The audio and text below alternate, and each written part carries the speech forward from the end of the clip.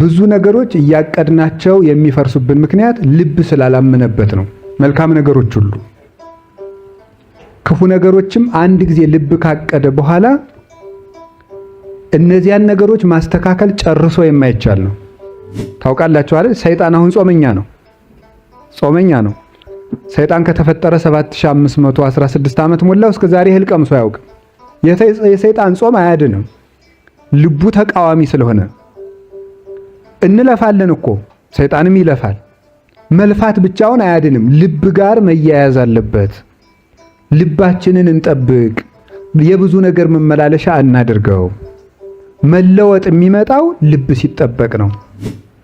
እግዚአብሔር ልብን ይመለከታል፣ ሰው ደግሞ ፊትን ያያል ተብሎ በቅዱስ መጽሐፍ ተጽፎልናል። ሰዎችን በልባችን የያዝነውን ይዘን ልባችን ማየት ስለማይችሉ አታለናቸው ማለፍ እንችላለን። ሰድበን አልሰደብኩም ማለት እንችላለን። ነቅፈን ሲያበቃ አይ አንተ ገምተህ ነው እንጂ እኔ እንደዚህ አላሰብኩትም ልንል እንችላለን። ዋሽተን አይ እኔ አልዋሻውም ራስህ ነህ ያልክ ልንል እንችላለን። እግዚአብሔር እንደዚህ አይባልም። ሁሉን ገልጦ ያያል። ሁሉ በፊቱ እንደ ስጦ የተሰጣ ነው። አንዳንድ ሰው እኔ አፌ ነው የሚለፈልፍ እንጂ ልቤ ደግ ነው ሲል ትሰሙታላችሁ አይደል? እንደዚህ የሚባል ነገር የለም። እንደው ዝም ብሎ ከታች ያለው ውሃ ነው እንጂ ምንጩ እኮ ንጹህ ነው ይባላል። ምንጩ ካልደፈረሰ የደፈረሰው ውሃ ከየት መጣ? ከደፈረሰው ልብ ነው የሚመጣው ሁሉ ነገር። የረከሱ ነገሮች በቃል የሚነገሩት ከረከሰ ልብ ወጥተው ነው።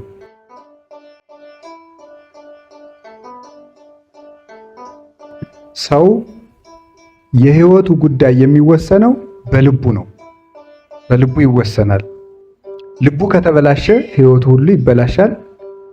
ልቡ ከሰመረለት ደግሞ ህይወቱ ሁሉ የሰመረ ይሆናል ማለት ነው። የዘላለም ህይወትን እንድወርስ ምን ላድርግ ብሎ ለጠየቀው ሰው ጌታ የመለሰለት ጥያቄም እግዚአብሔርን በፍጹም ልብህ፣ በፍጹም ህሊናህ፣ በፍጹም ኃይልህ ውደድ የሚል ነው የተነገረው። እግዚአብሔርን በፍጹም ልብህ፣ በፍጹም ህሊናህ፣ በፍጹም ሐሳብህ፣ በፍጹም ኃይልህ ውደድ ነው ያለው። ከዚህ የተነሳ ከልብ ህይወት ይገኛል ማለት ምን ማለት ነው? አምልኮተ እግዚአብሔር ራሱ ከልብ ነው የሚነሳው። እግዚአብሔርን ማምለክ ሃይማኖት ራሱ ከልብ የሚነሳ ነው፣ በልብ የሚወሰን ነው። እግዚአብሔር ልብን ይመለከታል፣ ሰው ደግሞ ፊትን ያያል ተብሎ በቅዱስ መጽሐፍ ተጽፎልናል። ሰዎችን በልባችን የያዝነውን ይዘን ልባችን ማየት ስለማይችሉ አታለናቸው ማለፍ እንችላለን። ሰድበን አልሰደብኩም ማለት እንችላለን። ነቅፈን ሲያበቃ አይ አንተ ገምተህ ነው እንጂ እኔ እንደዚህ አላሰብኩትም ልንል እንችላለን። ዋሽተን አይ እኔ አልዋሻውም ራስህ ነህ ያልክ ልንል እንችላለን። እግዚአብሔር እንደዚህ አይባልም። ሁሉን ገልጦ ያያል። ሁሉ በፊቱ እንደ ስጦ የተሰጣ ነው። ስለዚህ እግዚአብሔርን የምናመልከው በምንድን ነው ከተባለ በልብ ነው የምናመልከው። የህይወት መውጫ ከእርሱ ነውና ህይወት የሚወሰነው እግዚአብሔርን በልብ በመውደድ በልብ በምናስበው ሐሳብ ነው። ሐሳባችን ነው ልጄ ልብህን ስጠኝ የሚለው ለዚህ ነው። እግዚአብሔር እጅ ስጡኝ፣ ጆሮ ስጡኝ፣ እግር ስጡኝ ብሎ ራስክን ስጠኝ ብሎ ከህዋሳት አንዱንም አልጠየቀም። ልብህን ስጠኝ ነው የተናገረው። እግዚአብሔር የሚፈልገው ልብ ነው። ስለዚህ ክፉ ስራዎች ሁሉ ከልብ ነው የሚነሱት፣ በጎ ስራዎችም ከልብ ነው የሚነሱት። እስመ እምተረፈ ልብ ይነብብ አፍ ብሏል ጌታም በወንጌል የማቴዎስ ወንጌል ምዕራፍ 15 ላይ ከልብ ሞልቶ የተረፈውን አፍ ይናገራል ብሏል። ከልብ ሞልቶ የተረፈውን አፍ ይናገራል። ስለዚህ ደቀ መዛሙርቱ እጃቸውን ሳይታጠቡ በሚበሉበት ጊዜ ለምንድነው ደቀ መዛሙርቱ እጃቸውን ሳይታጠቡ የሚበሉት ብለው ቢጠይቁት ከልብ የሚወጣው ነው እንጂ ወደ አፍ የሚገባው አያረክስም አላቸው። ስለዚህ ወደ አፍ የሚገባው አያረክስም ማለት በጾሙም በሌላውም ጊዜ ዝም ብለን ብንበላ አያረክሰንም ለማለት ሳይሆን ከልብ የሚወጣው ቂም፣ ዝሙት፣ ክፉ ሐሳብ፣ በቀል፣ ቅናት ሰውን ያረክሰዋል እንጂ እጅን ታጥቦ መብላትና ለመብላትስ ልብን አያረክሰውም ብሎ ተናግሯል። ስለዚህ ሰውን የሚያረክሰው ከየት ነው ሲባል ከልብ የሚወጣው ነገር ነው። ስለዚህ ልባችሁን ጠብቁ። ልብን መጠበቅ የአምልኮተ እግዚአብሔር መነሻም መጨረሻም ነው። ክርስቲያንነታችን መጠበቅ የምንችለው ልባችን ከጠበቅን ነው። ሃይማኖታችን መጠበቅ የምንችለው ልባችን ከጠበቅን ነው። ስርዓት የምንጠብቀው ልባችን ሲጠበቅ ነው። ራሳችን ራሱ መጠበቅ የምንችለው ልባችን ከተጠበቀ ነው። ልብ ከፈረሰ ሁሉ ይፈርሳል። መኖራችን የልብ ጉዳይ ነው። ልቡናሁ ለብእሲ መንፈሱ ይእቲ ብሏል ቅዱስ አትናቴዎስ ሃይማኖተ አበው ላይ ሲናገር የሰው ሕይወቱ ልቡ ነው ብሏል። የሰው ሕይወቱ ልቡ ነው። ነፍሱ ልቡናው ናት፣ ልቡናውም ሕይወቱ ነው። የሰው ሕይወቱ ነፍሱ ናት፣ ነፍሱ ደግሞ ልቡ ናት። ስለዚህ ልቡን የጠበቀ ሰው ነፍሱን ይጠብቃል። ነፍሱን የጠበቀ ሰው ደግሞ ሕዋሳቱን ያድናቸዋል ከክፉ ነገር። ብዙ ነገሮች እያቀድናቸው የሚፈርሱብን ምክንያት ልብ ስላላመነበት ነው። መልካም ነገሮች ሁሉ ክፉ ነገሮችም አንድ ጊዜ ልብ ካቀደ በኋላ እነዚያን ነገሮች ማስተካከል ጨርሶ የማይቻል ነው። ልብ እንደ መንገድ ያለ ነው። መንገድ ነው። ልብ መንገድ ነው። መንገድ ስለሆነ አጥር ካልታጠረ በጣም ብዙ የሚረግጡት ነገሮች አሉ። እነዚያ ሁሉ ከረገጡት በኋላ ልብን አርሶ ቆፍሮ ዘር መዝራትና ማብቀል አይቻልም። ታስታውሳላችሁ ጌታ በወንጌል እንደተናገረ የማቴዎስ ወንጌል ምዕራፍ 13 ላይ ዘሪው ሊዘራ ከወጣ በኋላ ዘሪው ዘሩን ሲዘራ በአራት ቦታዎች ላይ ወድቀዋል።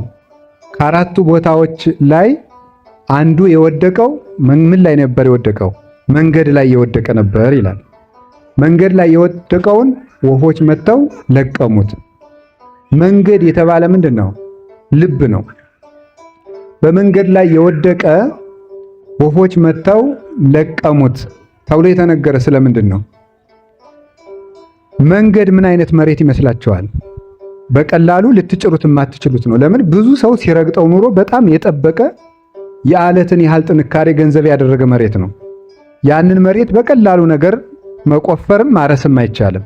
እና መንገድ የሆነ ልብ ማለት ብዙ ጉዳዮች የረገጡት ልብ ማለት ነው። ብዙ ጉዳዮች የረገጡት ልብ። ያንን ልብ አያበቅልም ማለት ያንን ብንዘራበት አያበቅለውም፣ ዘሩ ወደ ውስጥ አይገባም። የሰውን ልቡን ብዙ ነገር ከተመላለሰበት በኋላ ቃለ እግዚአብሔር ቢዘራበት ወፍ እየመጣ ይለቅመዋል እንጂ አያበቅለውም፣ ወደ ሕይወት አይለውጠውም። ቢያነብም ቢማርም አይለወጥም። ስለዚህ ልባችሁን ጠብቁት ማለት ብዙ እግር እንዳይረግጠው ማለት፣ ብዙ እግር እንዳይሄድበት። ብዙ እግር ከረገጠው በኋላ መቆፈር ስለሚያስቸግር በቀላል እንደው በዲጅኖ ካልሆነ በጣም በትልቅ ፌሮ ብረት ካልሆነ በትንሽ መቆፈሪያ ልንቆፍረው ስለማንችል በጥቂት ምክር ስለማይመለስ እንደዚህ ያለውን ነገር ከባድ ብረት ብቻ ነው እንዲህ ያለውን መንገድ የሚቆፍረው። እንደዚህ ያለን ልብም ሊቆፍረውና ሊመልሰው የሚችለው መከራ ብቻ ነው። መከራ ካልመጣበት ደንግጦ አይመለስም። የሆነ ነገሩን ካላጣ በስተቀር መንገድ የሆነ ልብ ያለው ሰው መመለስ አይችልም። እስመ እምጽናተ ልብ ይከውን ተቃርኖተ እግዚአብሔር ያለ ዮሐንስ አፈወርቅ፣ ቅዱስ ዮሐንስ አፈወርቅ በሃይማኖተ አበው ለዚህ ነው ልብ ሲደነድን እግዚአብሔርን መቃረን ይመጣል። ልብ ሲደነድን፣ ልብ ከደነደነ ሁልጊዜ ምንድን ነው? እግዚአብሔርን ይቃወማል።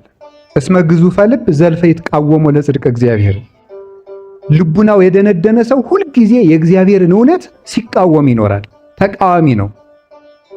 እና ከዚህ የተነሳ ልባችን እንጠብቀው። ልብ ካልተጠበቀ ምንም ነገር አይረባም። ብናስቀድስም ብንጸልይም እንትን ነው የሚሆኑት። ተውኔት ታውቃላችሁ አይደል? ታውቃላችሁ። ተውኔት ድራማ ማለት ነው። እንደሱ ነው የሚሆነው ማለት ነው። በተግባር እናደርገዋለን ዝም ብለን እንጂ ድነት የሚያሰጥ አይደለም።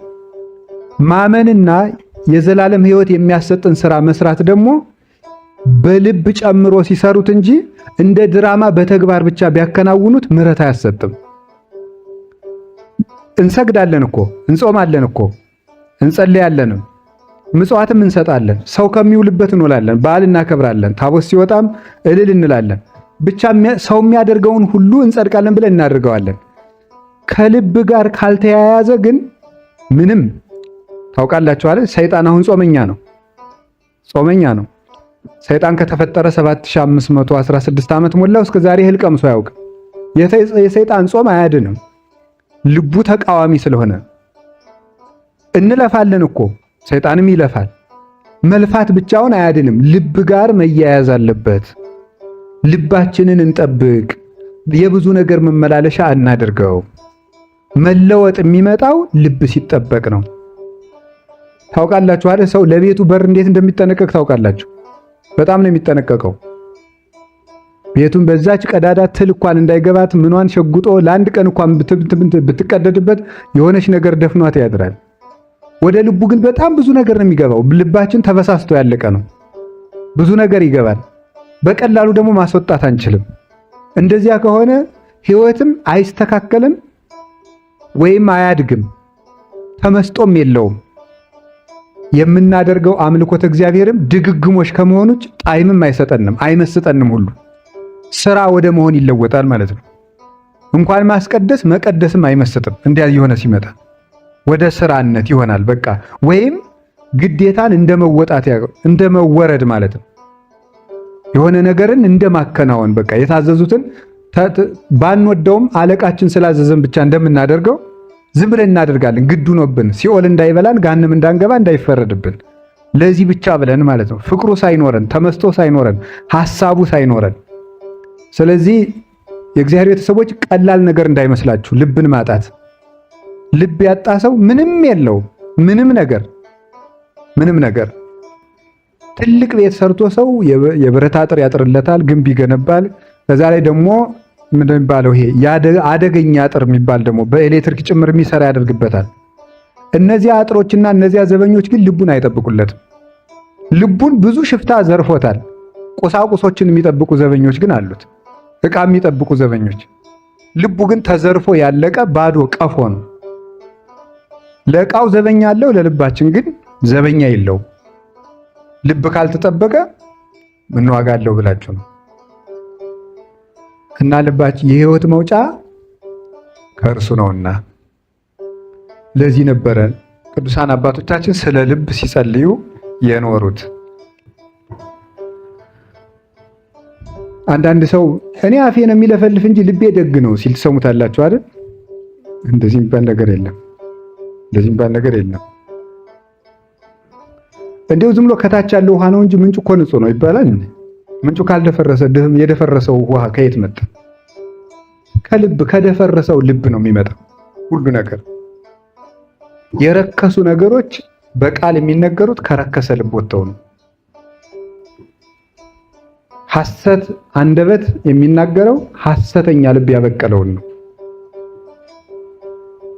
ተንኮለኛ አፍ የሚናገረው ተንኮለኛ ልብ ያበቀለውን ነው። ልብ ነው። እጅና እግር ሁሉ ልብ ካዘዛቸው ቦታ ይውላሉ። እና ይውላችሁ በቃ የአምልኮተ እግዚአብሔር ዋናው መቅደስ ልብ ነው። ቅድስተ ቅዱሳን ይሏችኋል። ልብ ነው ቅድስተ ቅዱሳን። ኦሪት 3 ክፍል አላት አይደለም እንዴ? ወይም ቤተክርስቲያን ቅኔ ማህሌቱ በሉት። ቀጥሎ ምን አለ? ቅድስት። ቀጥሎ ምን አለ? ቅድስተ ቅዱሳን። እና ይሄ ቅኔ ማህሌቱ ምኑን የሚወክል ይመስላችኋል? ስጋችንን የሚወክል ነው።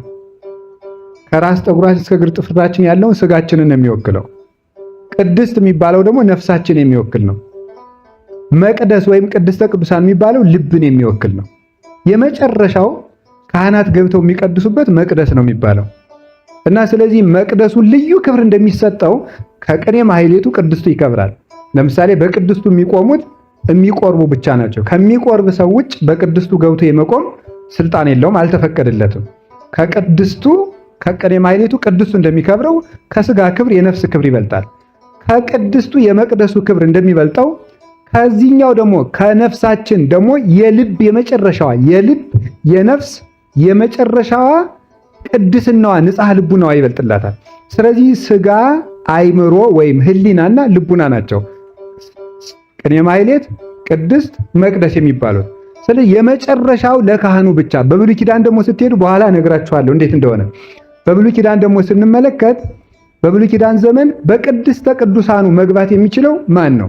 ሊቀ ካህናቱ ብቻ ነው። ሊቀ ካህናቱ ብቻ በቅድስተ ቅዱሳኑ ይገባል። ሌዋውያን በውጭ ነው የሚገቡት።